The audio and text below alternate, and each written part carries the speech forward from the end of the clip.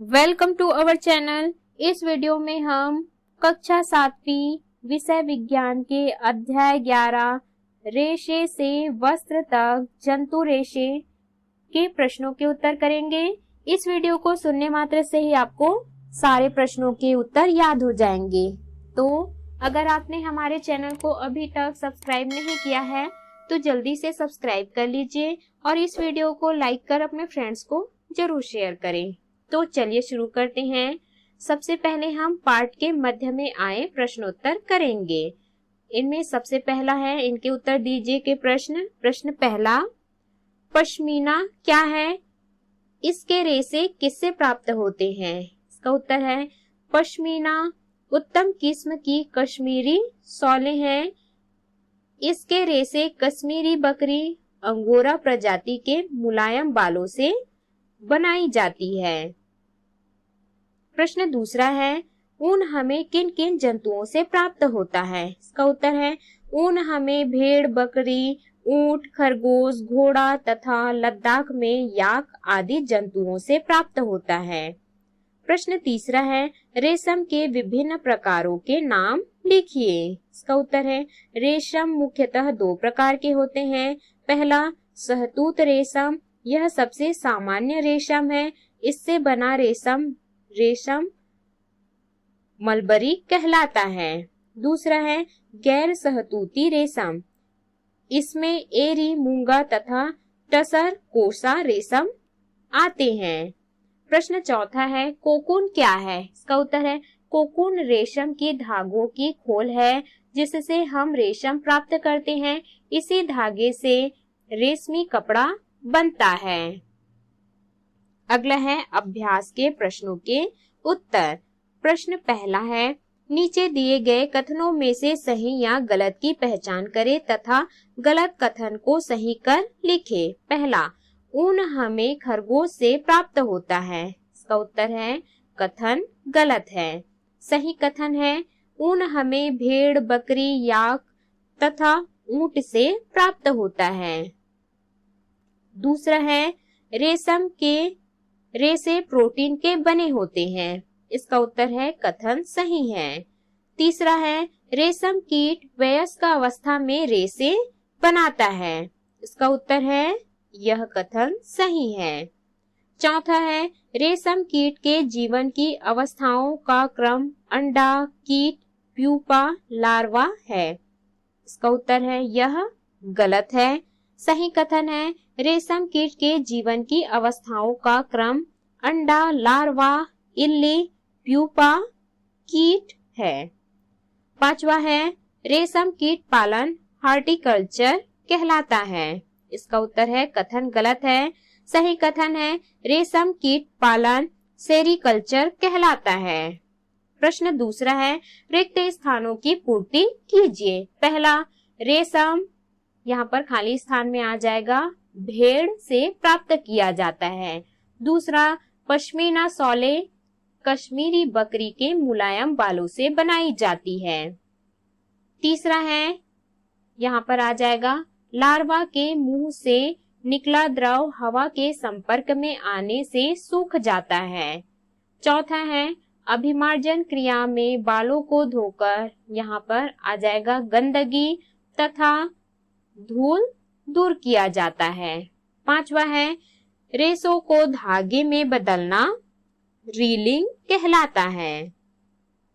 अगला है प्रश्न तीसरा, सही जोड़ी बनाएं। यहाँ कॉलम अ और कॉलम ब में हमको सही जोड़ी बनाना है। तो इसका उत्तर है, पहला है रेशम कीट का भोजन शहतूत की पत्ती। दूसरा, भेड़ ऊन देने वाले जंतु। तीसरा, कोकून तंतुओं से ढकी लार्वा की अवस्था। चौथा, ऊन की सफाई अभिमार्जन। प्रश्न चौथा है, निम्नलिखित प्रश्नों के उत्तर लिखिए। पहला, रेशों से ऊन किस तरह बनाया जाता है समझाइए। इसका उत्तर है रेशों से ऊन प्राप्त करने के लिए भेड़ों को पाला जाता है। रेशों से ऊन प्राप्त करने के चरण निम्न हैं। प्रथम चरण, सबसे पहले भेड़ के शरीर से बालों की पतली परत को त्वचा के साथ उतार लिया जाता है, जिसे ऊन की कटाई कहते हैं। बाल ऊनी रेशे प्रदान करते हैं, जिन्हें संधारित करके ऊन प्राप्त किया जाता है। दूसरा चरण, त्वचा सहित उतारे बालों को टंकियों में डालकर अच्छी तरह धोया जाता है, ताकि चिकनाई, गंदगी, धूल, कण आदि निकल जाए। यह प्रक्रिया अभिमार्जन कहलाती है। तीसरा चरण है, अभिमार्जन के बाद छटाई की जाती है। रोएदार बालों को कारखानों में भेजा जाता है, जहां विभिन्न गठन वाले धागों को छांटा जाता है। चौथा चरण है, इस चरण में बालों से छोटे छोटे कोमल व फूले हुए रेशों को छांट लिया जाता है। ये बर कहलाते हैं। इसके बाद रेशों का पुनः अभिमार्जन कर उन्हें सुखाया जाता है। ये ही धागे के रूप में काटने के लिए उपयुक्त होते हैं। पांचवा चरण है, रेशों को विभिन्न रंगों में रंगा जाता है। छठवां चरण, रंगने के बाद रेशों को सीधा करके सुलझाया जाता है और फिर लपेट कर उनसे धागा बनाया जाता है। इसे रीलिंग कहते हैं। लंबे रेशों को काटकर स्वेटर तथा छोटे रेशों को काटकर ऊनी वस्त्र बुने जाते हैं। इस प्रकार उपरोक्त 6 चरणों से हम रेशों से ऊन प्राप्त करते हैं।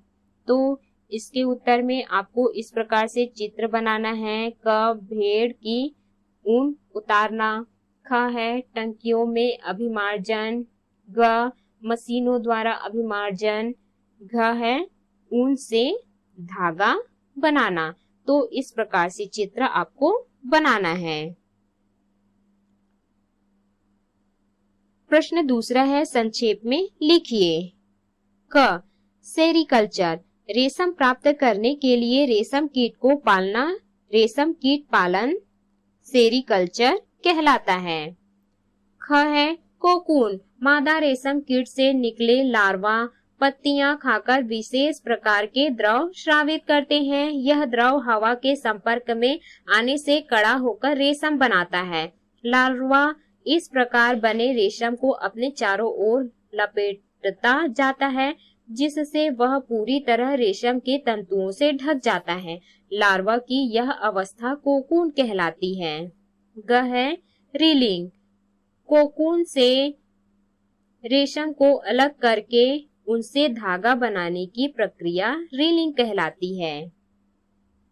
अगला है प्रश्न तीसरा, रेशम कीट के द्वारा रेशम कैसे बनता है, लिखिए। इसका उत्तर है, रेशम कीट शहतूत की पत्तियां खाकर लार्वा इल्लियां पलती है। ये इल्लियां पत्तियों को खाकर चारों ओर रेशम के धागों की खोल तैयार करती है।